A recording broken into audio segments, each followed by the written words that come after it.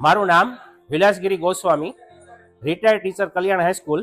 અત્યારે 155 booth ward number 2 માં booth પ્રમુખ તરીકેની જવાબદારી વહન કરું છું.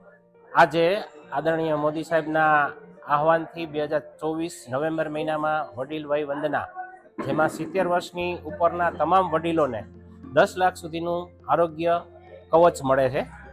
એના અનુસંધાને આજે વોર્ડ નંબર 2માં બુથ નંબર 155માં આજે આ એક કેમ્પ યોજાઈ રહ્યો છે.